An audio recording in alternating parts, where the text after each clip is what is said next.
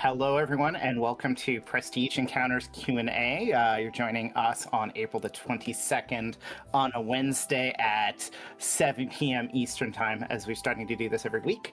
So this is our third time doing this, and we are having a intimate fireside conversation with Michael, who is Salco / Lich Souls, who is our Dungeon Master, Isaac, who plays Naoki, and Jeremiah, who has played many characters through Prestige Encounters, but is currently playing Diablo Dorado.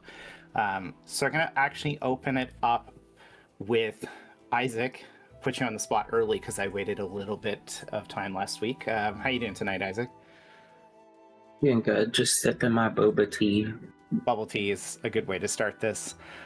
So, again, we talked a little bit about the last sessions about kind of your creating Naoki and sort of the interesting way you do magic. So now we're going to delve a little bit more into the lore of Naoki now that we've talked about how you came up with him. And I think one of the threads that we really started to see as we got to know Naoki is that he has daddy issues. And so, he was raised by, obviously, Zolkifli's son, Zolkifli Jr., and sort of, coming in your mindset, can you talk a little bit about, where that comes from your perspective, but also where this specific mindset comes from Naoki's perspective and story? It pretty much boils down to no shock to anyone, but I do have quote unquote daddy issues, as I never really had much of a father in my life. So that's where most of that stems from. So it kind of bled into the character as well. And so sort of Naoki is, kind of from the Grove's perspective, a foundling, a lost child brought to the Grove, no memory, and not really knowing what he is. And so kind of where does that come from, Naoki? Because, this is his perspective. He doesn't remember who he was. So, this kind of perspective, is it fear? Is it resentment? Is it that he doesn't feel like he can, really, be what Zolkifli Jr. needs him to be? Where does this kind of come from for Naoki? It's kind of like a mixture of all three. It's like just the feeling of just not belonging. Not belonging, not fitting in. It's kind of like how, like in my earlier days of school, I was very quiet and just kind of off to myself. I didn't really like anyone. Nobody really talked to me. They didn't bully me, but I didn't really feel a sense of belonging. And then on top of that, being gay, that's definitely not fun either. And so Naoki was tasked with a mission that kind of seemed to be almost impossible in some ways, without them actually knowing. And he was set out to, investigate these other groves by Zolkifli. And how do you feel you might look at that story going forward now that he has actually lived up or exceeded those expectations from Zolkifli?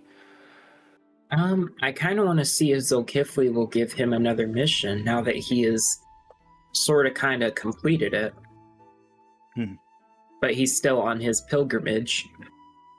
Yeah, he's trying to figure out who he is in this world, and maybe making some good decisions, maybe making some bad decisions. We're going to see how that plays out in the upcoming sessions. Yes.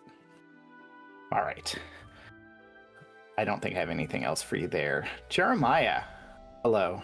Actually, if I may interject. We have our first ever question submitted by our audience for the Prestige Q&A session. This one comes from Noah, who was a previous cast member of Prestige Encounters, and I think this is targeted specifically towards Jeremiah.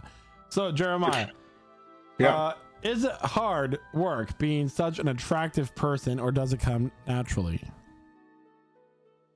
Yeah, this is actually an amalgam that I'm holding together with all of my will every single moment. it hurts quite a lot. I'm in great pain at all times, but it's worth it for the camera and for the audience, you know. Well, there you have it, Noah. Thank you for the question. I'll pass it back over to Guy. And that kind of ties into, you know, where we were going to lead with the question from you. So, Jeremiah, at, you know, one of your hobbies or potential talents is being an artist. Yeah. You know, currently the character art we're using for the campaign comes with, you know, with a great deal of collaboration and the work that you put into it. And so, you know, being, you know, an artist and somebody who's playing characters, how does the design of the character influence your creation process? And kind of, you know, how did the second part of that being, how did that design influence the direction that you took Diablo? Well, generally speaking, my design, plays a large role in how I play the characters because, in terms of art, being able to express personality through a still image is a hard thing to do, but when you get it, you get it. And I guess if we go back to like Aspen, he's a big giant, honestly, just I don't know, gentle giant's the word I would use, but he's almost odd cryptid like. Yeah. But I mean, with all the details, like the stuff he carries, his book, his little pet, he kind of has that like studious vibe about him. And quiet, a little bit reserved. His hair covers his face a little bit. His eyes seem nearly closed. With Diablo, he's small but mighty, and for that, you know, I really had to play up the eccentricity of his character, like willing to do some pretty extreme things. Always ready to go. You can see it in his art. He's winding up, getting his shoulder ready because he's ready to go into a fight. Our fist already wreathed in his mojo and all that. It's yeah, that's basically the process. It's a big fun thing of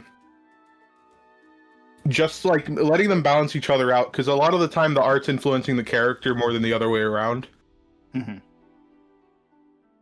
Yeah, and I think in a lot of people's cases, I think when, you know, people who are just starting out Dungeons and Dragons, they often will draw the visual flares off of art that they find, and when you're an artist yourself, you get to kind of shape the image of what you're looking for yourself. And sort of talking about the design of Diablo, you know, we finally got to see Diablo's true face underneath the mask. Yeah. And so it's sort of an interesting thing of, you know, can you talk a little bit about Diablo? Because he's a man who is larger than life and tells a lot of things that aren't true necessarily, but has really been wreathed in secret in all this time. And, you know, talk a little bit about, you know, the process of coming up with that secret and how big that moment was for you when Diablo finally showed his true face. Largely what inspired the I guess creation of Diablo and that concept is me getting a bit of an interest in professional wrestling and lucha libre and that type of stuff during his creation, as well as just I've always loved the idea of a unarmed combatant and everything. So a person who is that like monk archetype, but in a different direction, like the very charismatic and strong instead of wise and fast. It leaned really well into that like interest in pro wrestling and things like that. So you call it Diablo not saying things that are true. For Diablo, he's telling the truth but putting a spin on it. Yeah. Or working a gimmick, things like that. Yeah. He's kayfabe. And so the moment he did show his face, because I say, obviously, for anyone who knows about lucha libre, I mean, a masked fighter, you know, having his mask removed is kind of one of the ultimate things you can do to shame somebody. So for him choosing to pull it off himself, I think it kind of plays into the whole conversation Diablo had with Emmeline of everything that he's done has been a compromise on his morals or on his values, and him taking off his mask to use as leverage against the Blackshires was an insult to himself. It was him throwing away his dignity. Yeah. For the sake of their goal. Yeah. Yeah. And we're still potentially going to get to see more of Diablo's background, the people he surrounded himself, because I think, you know, as a party, we've learned more about Diablo since that reveal than we'd ever known. He was just this larger than life, strong, you know, fast, charismatic, almost superhero, you know, the man who can suplex a dragon. I do think that he does kind of fit that superhero role, even in a world of magic, because his source of power is still something pretty alien to most people in the world. He just is because he is and because he wants to be. Yeah. Okay. All right. I'm going to move on to the person who had to be here because he's recording this, just revealing quite secrets. Go to Lich Souls, the Dungeon Master. Hi, Gee. Happy to be here. Hi.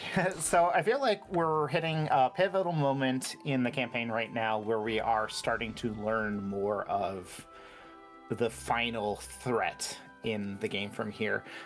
You know, and say for people who are keeping up with this, you know, the party has been dealing with these otherworldly entities, which we've now discovered are, if I'm saying it correctly, the primeval fears, the primeval terrors, the original things that the early humans saw in campfires and lurking in the distance. Am I correct?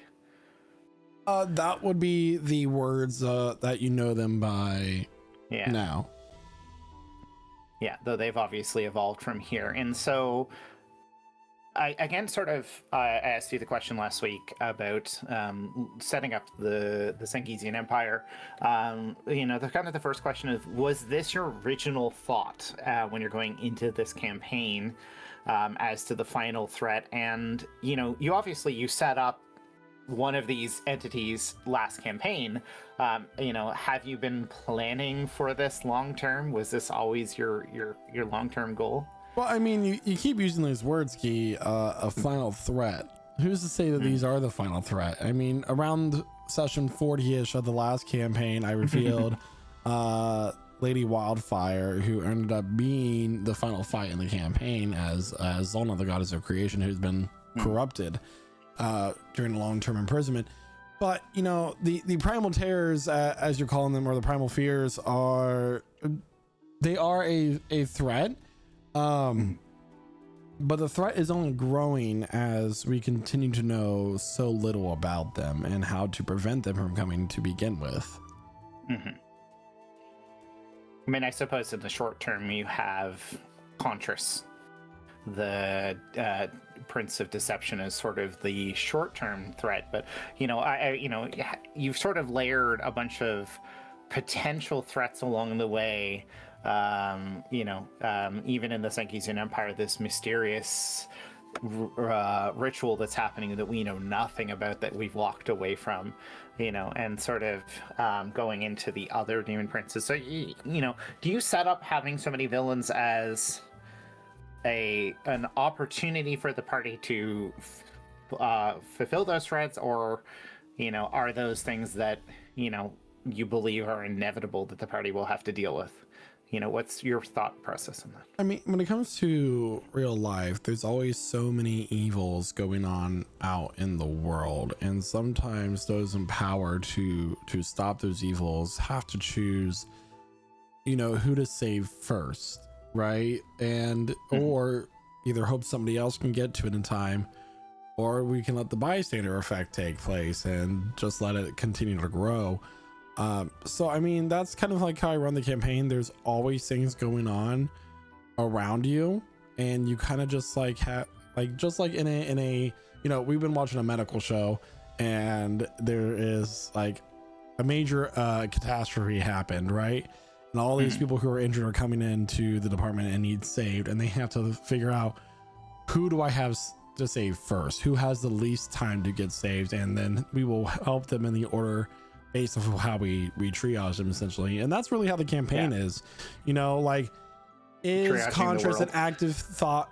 Exactly, triaging the threats of the world. Like, is Contras an active threat right now? Well, maybe not, but he is a problem that we do have to correct at some point, right? The primal terrors. We have time to figure out what exactly they are, how to stop them before this cosmic event happens. But more importantly, right now, what's happening right now, what's killing people right now, is the plague in the city of Elnira that is harming people right now, that we can stop right now. And that's kind of like what happened. This is the imminent threat. This is the near threat. This is a far threat, right? Yeah.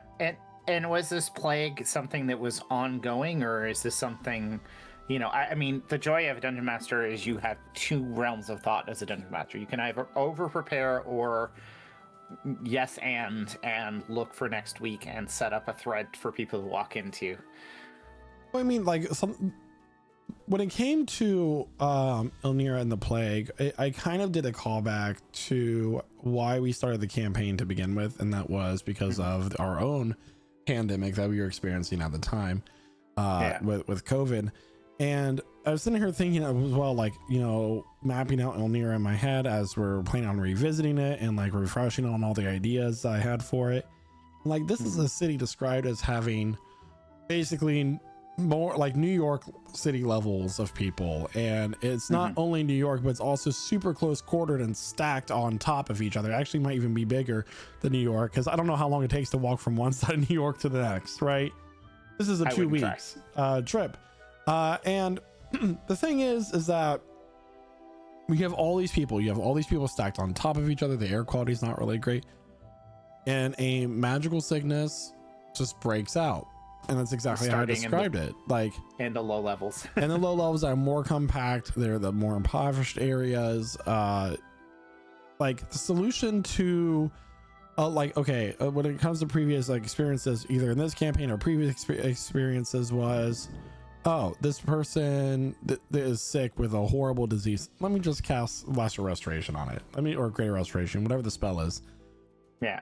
Well, what happens when there are 10 times more people than you can help a day? What are there 30 times? What do you do? It's the magic's not the solution here. It's more so, how do we stop it from the source? How do we minimize the damage? And the city has always had a rich and poor division. I mean, when we first started in Elnira, we had the Sunkeepers who were looking at for the Watchers, which, as we discovered, were just looking after the poor people.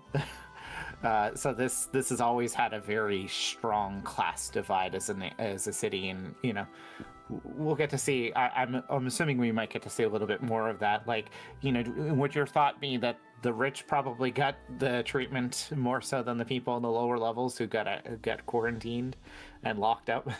Well, I'm sure that the certain people who had mass influence probably had treatment ahead of others, right? Like political leaders. Because like if we were going to let's say we get word from scientists, hey, there's a meteorite coming right now, and we have 6 months before it strikes Earth. Are they going to be thinking about the poor people ever? No. The politicians, the rich people are going to have their bunkers. They're going to have their escape plans. They're going to have the mass influence, and they're going to come first. And that's exactly probably what happened here. Hasn't been addressed yet, but we all know it's what probably happened, right? Like. Yeah. They stuck all the politicians, all the powerful people, and the influencers all into a bunker. Come with me to a night in my apocalyptic bunker. Yeah. They can only have so many people on their message subscription though. So you have to be very important. Right. And that's exactly it. Like, there's always going to be some sort of injustice in this world, and there's only so much that a hero can fix. Yeah. Okay. I will say that I don't really have any other questions at this time. Anything you have for me this week, Mr. Lich Souls? I honestly, it's not specifically for you, but I would like to know, if I were to cast Detect Thoughts on your character at the end of last session, if I were to get a little bit of surface level thoughts on each of your characters at the end of this last session, like, what are your current anxieties? What are the things you're currently thinking about? What is going through your characters' minds? Right. So we'll start with like, it's like Sinasha, not just like, her having severe frostbite by the frost fungus, but like, what is her priority right now? Like, what is she currently anxious about? I mean, Sinasha's a mess right now. I mean, I want to say, I'm not sure if everyone caught what happened there. We talked a little bit at the end of last week's Prestige Encounters. You hardcore yes-anded me off of my character potentially permanently damaging their hands to escape. I mean, I think there's a layer of stuff. I think the ongoing stress about losing her hands, which are her livelihood, not even talking about being a barbarian, a great axe fighter, but she's a craftswoman. She loves to read, she loves to write, and she's looking at potentially losing access to one of the most important things she has in her. But I think there's anxiety about saving people, because she does pride herself on trying to be as heroic as possible. And to be clear, I think we talked about this when we left for the Sinkizian Empire. She has a ledger that she's trying to balance out right now, because she went along with the party and did something really, really, really bad in Drillworm. And so every life that the party saves right now is one more life balancing out where she's standing.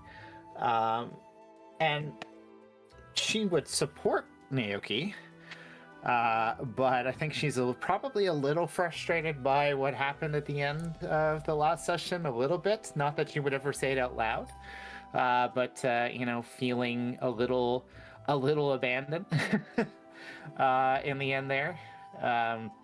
It's sort of them trying to figure it out, and Emmeline did save their lives, as it were, or at least prevented great damage. But yeah, she's in a bad place. She's personal terror, concern for saving these people's lives, and trying to figure out how the hell they got in this position. Right? Like, just we're a bit chaotic last week. Good session though. Yeah. Naoki, what is currently going through his head at the end of the session? What is he currently worried about? He's very worried about the party being very upset with him, as he does not really do well against people yelling at him, as he is very used to that at the Grove. Because when he lived there, he didn't know their culture or anything, so he did a lot of things wrong as he grew up there, and he's kind of just got like a bit of a self-esteem issue, and sometimes it can kind of send him into a spiral. And then also all those like little mushrooms, because he like used speak with plants, which lets all the plants within 30 feet talk to you. So all those like little voices like yelling at him probably also sent him into a spiral, and he just had to do what he always does. He ran. Okay. And Diablo, like what's going through your mind at this present time in the last, like, obviously your character was pretty frustrated at the end of the last session. Yeah, I mean, Diablo is mainly just feeling a mix of frustration and doubt with the party, because he finally gets a breather from the place he hates so much, and everything seems to be falling apart. with the people that he's supposed to trust with his lives.